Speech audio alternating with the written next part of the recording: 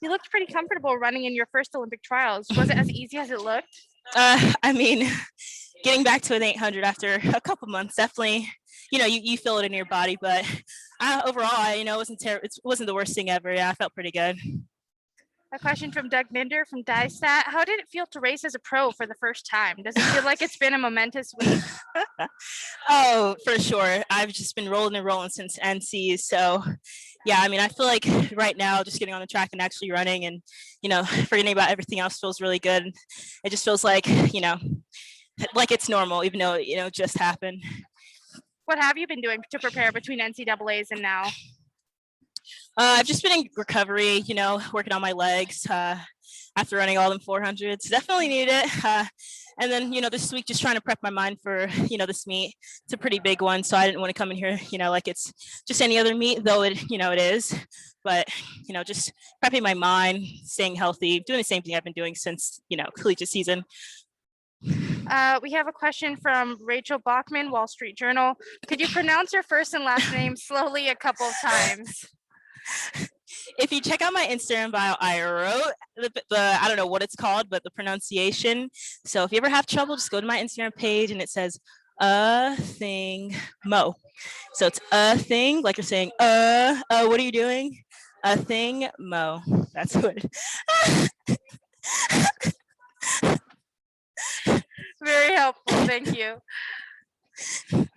We got a question from Weldon Johnson. How stressful was the process of getting an agent, turning pro, picking a shoe company? I mean, going pro is something I knew I wanted to do leaving this freshman year.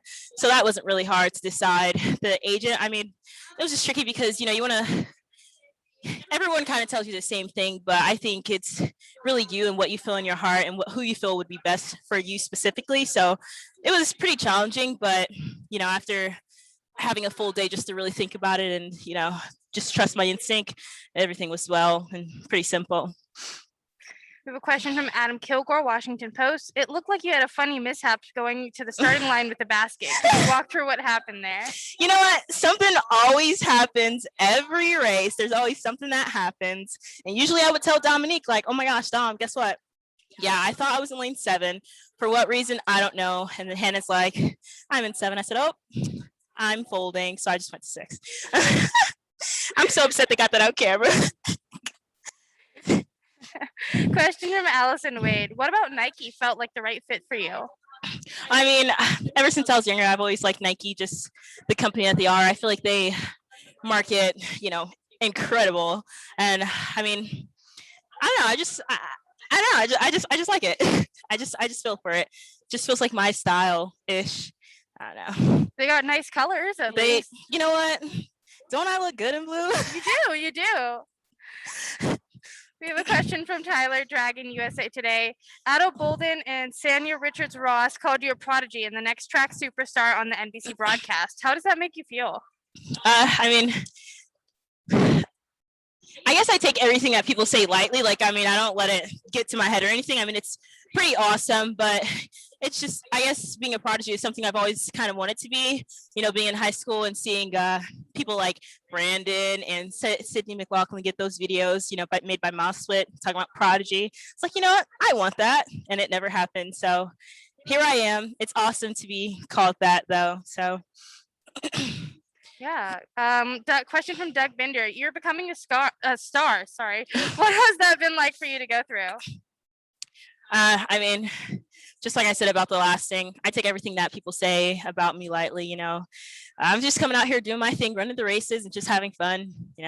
People can think what they want. I don't know. It's like, okay, that's awesome. It feels awesome to be here, recognizing a lot of people, want to take pictures with me, autographs and stuff. So that's fun. But I'm just doing the same thing I've always been doing my whole life. So we have a question from Allison Wade. What are your plans as far as training setup? Where will you be based and will you continue to have teammates? And do you plan to continue taking college classes? I'm planning to take college classes. Yes. I mean, I'm planning on being at in College Station the next year with Coach Mallard, my coach. He's been coaching me throughout the collegiate season. So yeah, I'll still have teammates, my friends from college freshman year. So yeah. And then we have a question from Rich Sands. With only the first two advancing automatically, how did that affect your tactics today? Yeah, I mean, watching the first heat, 159 being the first person in, I was like, oh, okay, so this is going to be really fast. I mean, I just wanted to stay in the top, if not be the leader, then be the second person in. And I think that's what I did kind of the whole time. I kind of just wanted to win the race so I could just practice that for the next few rounds or the next round at least. So, I mean, just making sure I was in good position to finish in the top 2 position. Are you going to change your strategy or do anything different to prepare for the semifinals? Depends on the race. I mean, you're on different people. That determines the different types of tactics you run with. And, you also just kind of go with the feel with it as well. So, I mean, just be prepared for anything. Question from Tyler Dragon, USA Today. Do you have a time you're shooting for at the trials? No, I'm planning on just finishing top 3 and making the Olympic team. Time will come whenever it comes.